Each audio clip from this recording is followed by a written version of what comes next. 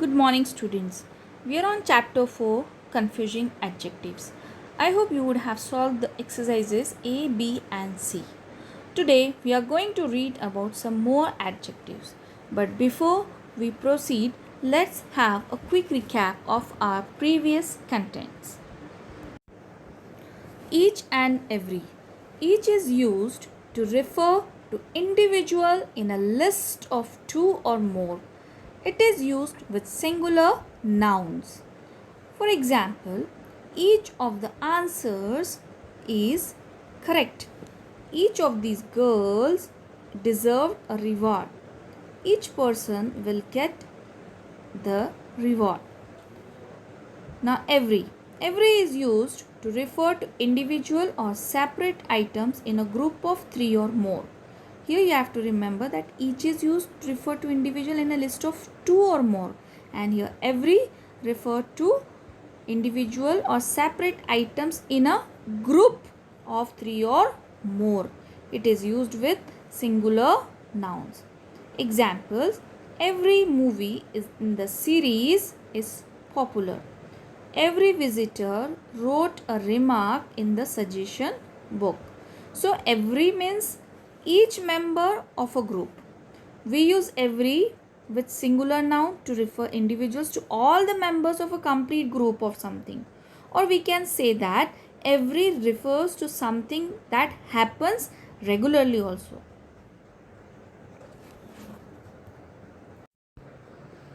Many and more. Many and much. Many is used with plural countable nouns. It suggests a large number of something. Many takes a plural verb. From the example, it will be clear like many people. Now, see, people is the plural countable noun. Singular will be person, and the plural of person is people. So, people here is the plural countable noun, and many is used with plural countable noun, and it suggests a large number of something. And many takes a plural verb. Here come is the plural verb. Then much. Much is used with the singular uncountable noun. The noun which we can't count, we use much with that singular uncountable nouns. And it suggests a large amount of something. And much takes a singular verb. Much water was wasted due to the leakage from the pipe. Now, water is uncountable noun and it will be considered as singular uncountable nouns, and was is the verb and it is the singular verb. Okay, so much water was wasted due to the leakage from the pipe. So many with the plural countable nouns and much is used with the singular uncountable nouns. Then comes fewer and less. Fewer is used with countable nouns, which means not many. And I hope you remember that fewer is the comparative form of few. So fewer is used with the countable nouns to means not many. For example, there were fewer votes cast in his favor, means not many votes were casted. Then I watch fewer TV programs, not as my exams are round the corner. Then less. Less is used with uncountable nouns, which means a smaller amount. For example, please spread less cheese on my toast. Now cheese is uncountable noun. So less is used with the uncountable noun. Then little, a little, few and a few. Don't get confused after having a look on this slide. It will be easy to understand. First, see little. Little suggests shortage. It means hardly any or almost none. Example, there is little milk to spare for the puppies. Now to spare, spare means what? To give. So there is little milk to spare for the puppies means there is shortage of milk to give. So you have to remember that little gives the negative meaning. There is little milk to spare for the puppies. The next example, he gave little attention to my problems. He gave little attention means that he has not given any attention to my problems. Then in the same way, few also gives negative meanings. Few also suggests shortage. First we'll see a little. A little suggests some amount or quantity. For example, they had a little milk to spare for the puppies. In the above one, you have seen that little suggests shortage, whereas a little will suggest a small, some amount or some quantity, means some additional is there. They had a little milk means there is something, some amount of milk is there to give for the puppies, but little means hardly any amount, none. Then only a little effort is required to push this bed aside, means little means a little means a small amount or an effort is required. Then comes few. Few suggest shortage. You have seen that little suggests shortage, in the same way few suggest shortage. It means hardly any or almost none. So you have to remember that little and few have negative meanings, and we use them to mean that not as much as may be expected or wished for. Okay, it also means that not much or many, almost nothing. So remember that little and few give negative meanings, and it suggests none, almost nothing. Now see the example of few. Few people write letters these days. Few people write means hardly any people write these days due to this advanced technology. The next example, there were few animals out of their caves due to the heat. Now few animals means hardly you can see none animals. No animals you can see out of the caves due to the heat. Then comes a few. A few suggests some or a small number. There is some additional, some amount or some numbers will be there. For example, pass me a few marble from the jar. Then she allowed her a few minutes to think and answer. So I hope it's clear that little and few will suggest negative meaning, and a little and a few will suggest some amount or a small number. Before I explain you about the next adjectives, older, elder, oldest and eldest, it must be clear that these are the comparative and the superlative form of old. Here is the chart. You can see that old is the positive form.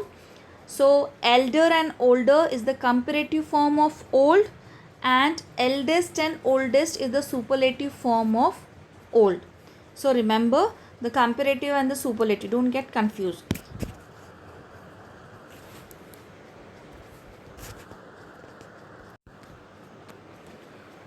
So here is older, elder, oldest and eldest. Now elder and eldest are usually used for persons to talk about relationships. They are used before a noun. For example, my elder brother taught me to ride a bicycle. Everyone consults the eldest member of the family in the matters of expenses. So, elder, we only use the adjectives elder and eldest before a noun, and usually when talking about relationships with a family. So, from the examples, I hope it is clear. Then comes older and oldest. Older and oldest are most generally used to refer to the age of things, though they may also be used to talk about relationships. So older and oldest can be used for the relationship also and to refer to the age of things also. They can be used both before the noun and after the verbs. In the examples you can see that these are used some before the verbs and some after the verbs and before the nouns. See the example, the Red Fort is the one of the oldest monuments. Now here oldest monuments, it here it is referring to the age of the things. oldest monument. Monument is the noun. So you can see that it is used before the noun. Now this bag is older and that one is new. Saba is older to my brother. Here you can see that here it is used to talk about the relationships.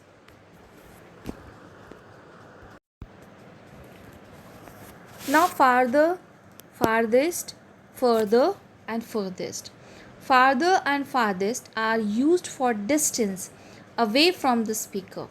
For example, the school is at the farther end of the road from my house.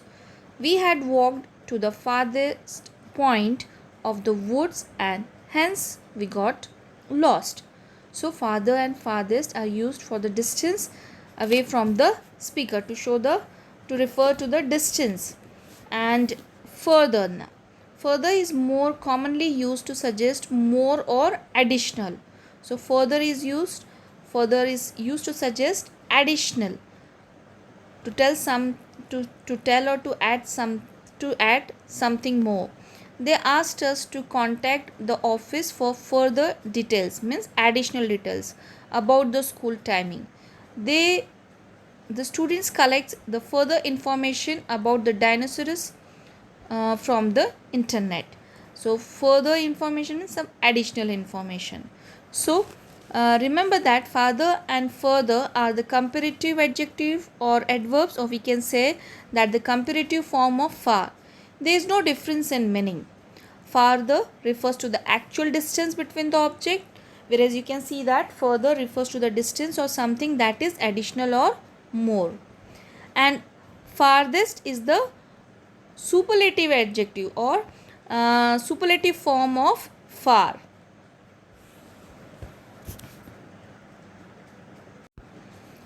Now last is furthest. Furthest is more commonly used in the same sense as farthest. For example, this is the furthest, or you can use farthest. I could walk on foot. Then the tribes of the Gonds are the farthest or furthest from civilization. So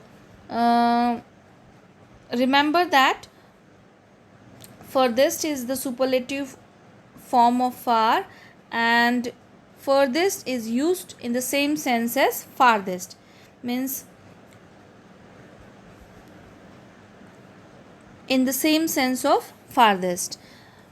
So farther and farthest are used to talk about the distance away from the speaker, and further suggest something additional, and furthest and farthest can be used interchangeably. So students, solve the remaining exercises based on this explanation, and then check your answers from the solutions. Thank you for listening.